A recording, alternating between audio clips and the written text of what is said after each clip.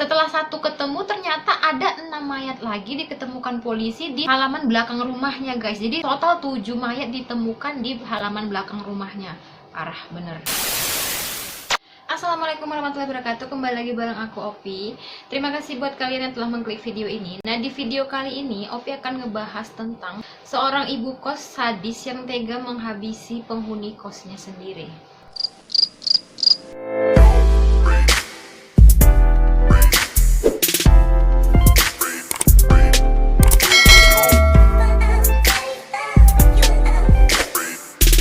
Kisah pembunuhan sadis dan kisah kriminal lainnya itu membuat kita ngeri dan sangat tidak nyaman ya. Apalagi kasus-kasus pembunuhan, pemerkosaan, dan tindak kriminal lainnya. Dan apa jadinya jika kasus pembunuhan itu dilakukan oleh pemilik kosnya sendiri?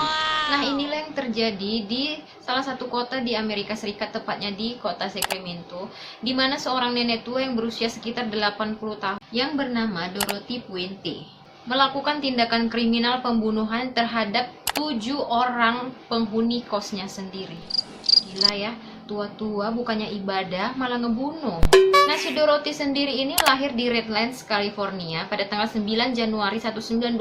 Nah, lo tua banget kan tuh nenek. Jadi emang si Dorothy sendiri ini dari kecil dia udah tinggal di panti asuhan sejak usia 10 tahun karena kedua orang tuanya tuh sudah meninggal. Kasian sih memang, cuman pas udah tua kok nggak ada akhlak ya kan? Jadi pada usia 16 tahun si Dorothy ini menikah dengan seorang tentara.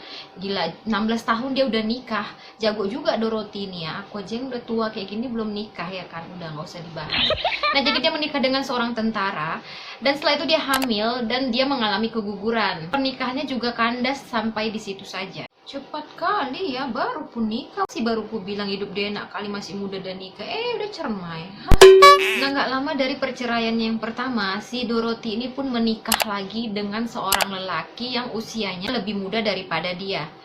Enak kali kayak dia cari jodoh ini, ku perhatikan ya. Baru pun nikah, cerai, terus nikah lagi. Udah macam artis Indonesia dia kutanya.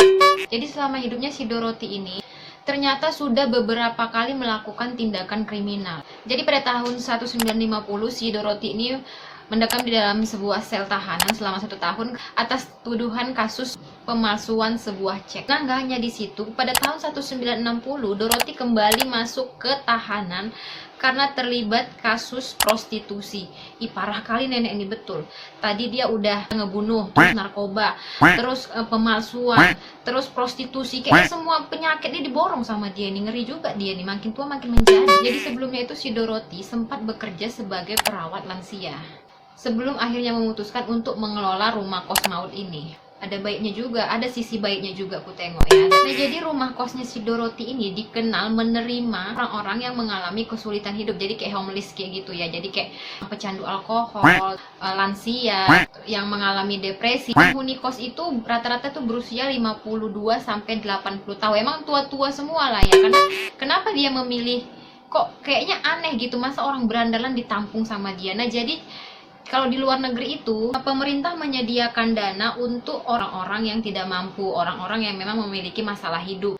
Nah, jadi si Dorothy ini membunuh parah penghuni kosnya itu tujuannya untuk mendapatkan uang mereka yang dikasih sama pemerintah. Bunuhnya udah nggak tinggal di situ lagi, tapi si Dorothy ini tidak melaporkan kepada pemerintah bahwasanya yang orang itu udah nggak tinggal di situ lagi. Jadi uang orang itu tetap mengalir masuk ke rekeningnya si Dorothy. Jahat juga, pandai juga Dorothy ini.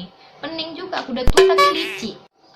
Nah, jadi penghuni kos ini sama sekali tidak mencurigai nenek tersebut karena si Dorothy ini baik gitu ke semua penghuni kos, suka ngebantu. Jadi memang penghuni kosnya ini sama sekali nggak curiga, padahal itu strategi dia buat ngeracunin para penghuni kosnya. Jadi dia tuh sering ngasih makanan kepada penghuni kosnya itu yang isinya itu dia taruh obat-obatan yang dosisnya tuh lebih tinggi gitu. Jadi si penghuni kosnya ini jadi pada OD dan keracunan. Nah, jadi kecurigaan pertama kali setelah diketahui hilangnya salah satu penghuni kos bernama Alberto Montoya. Ada salah satu anak kos itu mencurigai kok si Albert ini kok nggak pernah pulang ke kos, nggak pernah nampak lagi, nggak pernah kelihatan lagi di kos. Jadi mereka inisiatif untuk melaporkannya kepada polisi. Jadi setelah polisi menerima laporan kehilangan itu, nggak lama kemudian polisi itu langsung bergegas menuju ke rumah si Dorothy. Jadi si Dorothy itu pada saat polisi datang tuh emang udah di situ, dia tuh emang udah nunggu gitu kan, karena sebelumnya kan dikonfirmasi sama pihak kepolisian kan.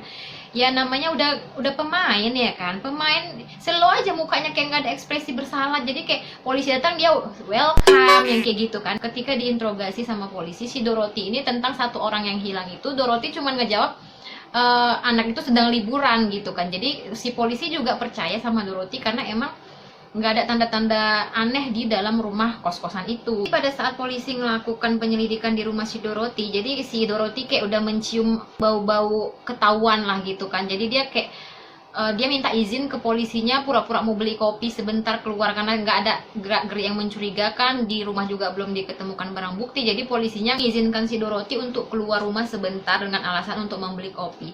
Tapi momen itu dipakainya untuk melarikan diri guys, gila parah, emang tuh dia pinter banget baca situasi. Jadi pada saat polisi melakukan penyelidikan di rumah, si Dorothy ini keluar beli kopi izinnya dan dia tuh kabur guys. Jadi si Dorothy ini kabur ke Los Angeles. Pada saat si Dorothy pergi, polisi kan masih tetap melakukan penyelidikan. Ternyata polisi menemukan mayat si Alberto tadi yang hilang, yang dilaporkan tadi itu. Si Dorothy udah keburu kabur kan ya.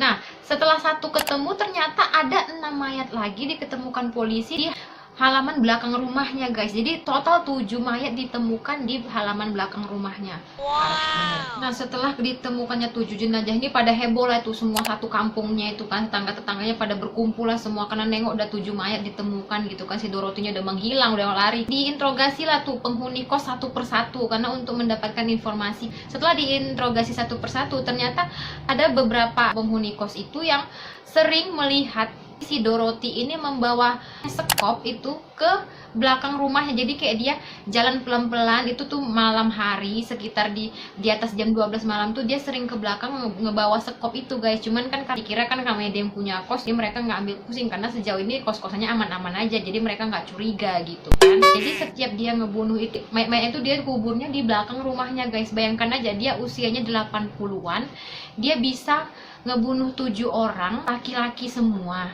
Gimana sih Dorothy ini bisa menguburkan ke-7 mayat itu sendirian? Itu tuh berat banget, kalau orang udah meninggal tuh pasti berat banget kan.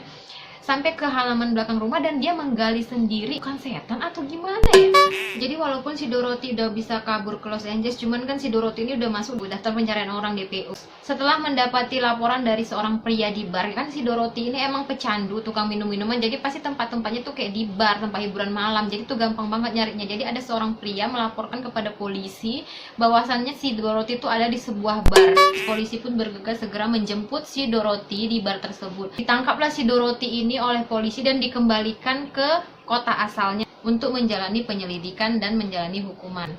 Nah jadi si Dorothy ini ternyata didakwa atas 9 kasus pembunuhan. Ternyata si Dorothy ini bukan cuma ngebunuh 7 orang guys, jadi dia tuh ngebunuh 9 orang, 7 diantaranya itu penghuni kosnya sendiri dan 2-nya itu orang luar gitu kan.